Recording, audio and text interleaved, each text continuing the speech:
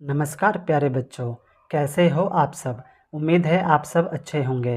प्यारे बच्चों, आपको यहाँ पर छठी से लेकर 10वीं तक के मैथ के सभी एक्सरसाइज की वीडियो आंसर के साथ मिल जाएंगे। और बच्चों, आपको यहाँ पर छठी से लेकर 10वीं तक के मैथ के मोस्ट इम्पोर्टेंट क्वेश्चन की वीडियो भी आंसर के साथ मिल जाएंगे, जो कि एग्ज़ाम में पूछे जाते हैं, जिसकी आप तैयारी करके एग्ज़ाम में अच्छे नंबर ला सकते हो। प्यारे बच्चों, अगर आपने अभी तक मेरा ये यूट्यूब चैनल सब्सक्राइब नहीं किया है तो सब्सक्राइब ज़रूर कर ले। ये मेरा नया YouTube channel MTC study point के नाम से है, जिसे आपके प्यार व सपोर्ट की ज़रूरत है। तो चलिए बच्चों, इस वीडियो में हम दो मोस्ट इम्पोर्टेंट क्वेश्चन करेंगे जो एग्ज़ाम में पूछे जाते हैं। बच्चों ध्यान देना, इस प्रकार के क्वेश्चन आपके एग्ज़ाम में आते हैं। पहले हम पहला क्वेश्चन करेंगे बच्चों। क्वेश्चन है आपका 11, 8, 5, 2 डैश डैश डैश में अगली 3 क्रमागत संख्या लिखनी है बच्चों। ठीक है, तो देखो बच्चों, इसको कैसे करेंगे।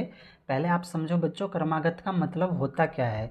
क्रमागत का मतलब होता है ना बच्चों, लगातार एक के बाद एक। ठीक है बच्चों, तो हमें यहाँ पे इसके बाद की अगली यानी दो दो के बाद अगली जो संख्या आएगी वो बतानी है, वो भी 3 संख्याएं बतानी है। ठीक है बच्चों, तो देखो इसको कैसे करेंगे। पहले हम पहला क्वेश्चन करेंगे, फिर हम दूसरा, 2 क्वेश्चन करेंगे इस वीडियो में। ठीक है बच्चों, तो चलो आंसर लिखते हैं बच्चों। आंसर देखो बच्चों, इसका कैसे होगा। आपको दिया हुआ है बच्चों 11, 8, फिर बच्चों 5 और फिर बच्चों 2 है। ठीक है, डैश डैश डैश है बच्चों। ठीक है, अब क्या करो बच्चों, आप इस पैटर्न को थोड़ा ध्यान से देखो बच्चों। ठीक है, अगर आप इसको ध्यान से देखोगे ना बच्चों, तो 11, 11 के बाद कितना है बच्चों, 8 है। 8 के बाद 5 है, 5 के बाद 2 है। ठीक है बच्चों, यानी 11 में से अगर 3 माइनस होगा तो 8 आएगा। ठीक है बच्चों, यानी इन्होंने क्या किया है, 11 में से 3 माइनस कर रखा है, यानी 8 आया। ठीक है, फिर इन्होंने क्या किया, 8 में से 3 माइनस कर रखा है, यानी 5 आया। फिर बच्चों इन्होंने क्या करा है, 5 में से 3 माइनस कर रखा है, यानी 2 आया। इसी तरीके से आगे की 3 संख्या निकालेंगे, तो हमें क्या करना है बच्चों, अगली 2 में से 3 घटाना है। ठीक है बच्चों, 2 में से 3 घटाएंगे तो हमें अगली संख्या पता हो जाएगी। ठीक है बच्चों, तो इसको हम हेडिंग के साथ लिखेंगे बच्चों, अगली 3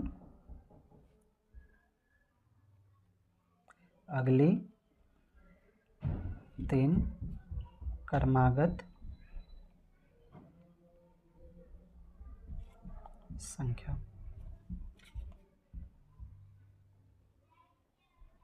ठीक है बच्चों, अगले 3 क्रमागत संख्या। ठीक है, तो हमें क्या करना है बच्चों, 2 में से कितना घटाना है, आपको 3 घटाना है। ठीक है बच्चों, तो 2 में से 3 घटाएंगे। ठीक है, तो 2 में से 3 घटाएंगे तो 2 में से 3 तो नहीं घटेगा, तो उल्टा घटाएंगे, 3 में से 2 घटा देंगे तो कितना आएगा आपका बच्चों, 1 आएगा। निशान आएगा माइनस का, क्योंकि आपने उल्टा घटाया। ठीक है, और वैसे भी माइनस का बड़ा है, तो जो बड़ा होता है उसका निशान आता है। ठीक है बच्चों, फिर अब ये 1 आया, -1, तो -1 में से फिर से हम घटाएंगे, -3 कर देंगे। ठीक है बच्चों, तो माइनस माइनस क्या होता है, प्लस होता है। ठीक है, 3 और 1 कितना हो जाएगा, 4 हो जाएगा। दोनों संख्याएं माइनस की हैं, इसलिए माइनस का निशान आएगा। ठीक है बच्चों, अब -4 में से हम कितनी घटाएंगे, आप -3 घटाओगे, है ना बच्चों। तो -4 में से -3 घटाओगे तो माइनस माइनस क्या होता है, प्लस होता है ना। तो 4 और 3 कितना हो जाएगा आपका, 7 हो जाएगा। और दोनों संख्या क्या है, माइनस में है, तो माइनस का निशान आएगा। ठीक है बच्चों, ध्यान रखना। तो ये हमारी अगली 3 संख्याएं निकल गई, -1, -4 और -7।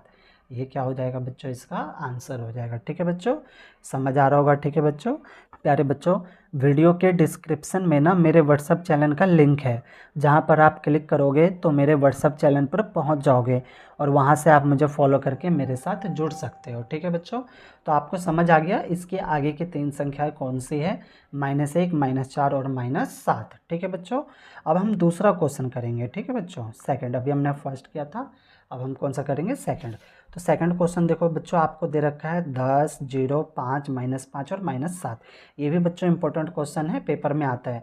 को आरोही क्रम में लिखना है और अवरोही क्रम में लिखना है। ठीक है बच्चों, क्रम में लिखना है और बताना है कि इनमें से कौन सी संख्या दोनों में यानी आरोही में और अवरोही में बीच में आती है। ठीक है बच्चों, चलो तो पहले जो हमें संख्या दे रखी है उसे हम लिख लेते हैं बच्चों। ठीक है, आपको दे रखा है 10, 0, 5, फिर दे रखा है आपको -5 और फिर बच्चों आपको दे रखा है -7। ये संख्या इन्होंने दे रखी है। ठीक है बच्चों, पहले हम इसको लिख लेंगे बच्चों आरोही क्रम में। ठीक है बच्चों, तो संख्या दे रखी है, लिखेंगे संख्या को क्या लिखेंगे बच्चों, संख्या को आरोही क्रम में रखने पर, ठीक है बच्चों, आरोही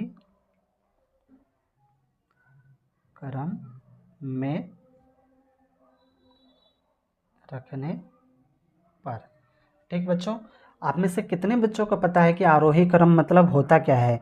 ठीक है, आरोही क्रम मतलब बच्चों होता है कि पहले ना सबसे छोटी संख्या आती है, फिर इनमें से, ठीक है, फिर उससे बड़ी आएगी, फिर उससे बड़ी आएगी, फिर उससे बड़ी आएगी। ठीक है बच्चों, पहले हम छोटी संख्या से स्टार्ट करेंगे। ठीक है, तो देखो, तो इनमें से सबसे छोटी संख्या ना बच्चों -7 है। देखो माइनस का छोटा होता है ना, तो माइनस का छोटा छोटा होता है। संख्या रेखा होती है ना बच्चों, जैसे संख्या रेखा है, 0 होता है, फिर -1, -2, -3, -4, ऐसे ही -5 जाएगा, -6 और -7। -7 सबसे उधर आएगा, तो -7 क्या हो जाएगी आपकी सबसे छोटी संख्या हो जाएगी। ठीक है, तो आरोही क्रम का मतलब होता है ना बच्चों, सबसे हमें छोटी संख्या लिखनी होती है सबसे पहले। ठीक है, सबसे छोटी, फिर बड़ी, फिर उससे बड़ी, फिर उससे बड़ी, है ना आसान।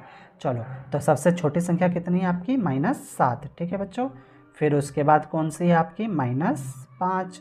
ठीक है बच्चों, फिर उसके बाद ना 0 आएगी। ठीक है बच्चों, 0 के बाद इससे बड़ी कौन सी है, 5 है। ठीक है बच्चों, और उससे बड़ी कौन सी है आपकी, 10 है। ठीक है बच्चों, तो संख्या को हमने किस में रखा, आरोही क्रम में। अब हम रखेंगे बच्चों संख्या को अवरोही क्रम में। ठीक है बच्चों, हेडिंग लिखेंगे, संख्या को अवरोही क्रम में, अवरोही क्रम में रखने पर। ठीक है बच्चों, रखने पर हम किस में रखेंगे बच्चों, इसको अवरोही क्रम में रखेंगे अब। ठीक है, अवरोही क्रम का मतलब क्या होता है बच्चों, देखो इसका उल्टा होता है ना बच्चों। आरोही क्रम का मतलब क्या होता है, सबसे छोटा उससे बड़ा, उससे बड़ा, है ना। और अवरोही क्रम का मतलब होता है ना बच्चों, सबसे बड़ा पहले आएगा, है ना, आसान है ना। सबसे बड़ा आपका पहले आएगा, तो सबसे बड़ा कितना है, 10 है, तो 10 पहले आएगा बच्चों। फिर आपका 5 है, 5 आएगा, फिर 0 है, फिर -5 है, और फिर उसके बाद -7 है ना बच्चों। तो ये हमारी संख्याएं हो गई। संख्या को आरोही क्रम में हमने रख दिया और संख्या को हमने अवरोही क्रम में रख दिया। ठीक है बच्चों, अब हमें देखना है कि इन दोनों में कौन सी संख्या बीच में आ रही है। ठीक है, बीच वाली बतानी है। तो देखो, 2 संख्या इधर है और 2 संख्या इधर है, बीच में क्या आ रहा है, 0।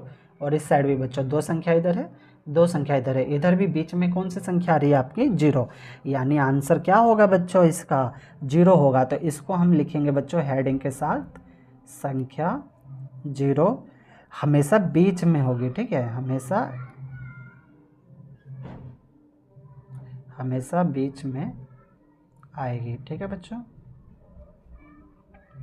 हमेशा बीच में आएगी। ठीक है, इस वाले क्वेश्चन में, है ना बच्चों, समझ में आ रहा होगा बच्चों। ठीक है, अगर बच्चों आपको सवाल में कहीं पर भी कोई डाउट होगा ना बच्चों, तो वीडियो को ना एक बार और प्ले करके देखना बच्चों। ठीक है, आपके सारे डाउट ना बच्चों क्लियर हो जाएंगे। ठीक है, ओके, धन्यवाद बच्चों।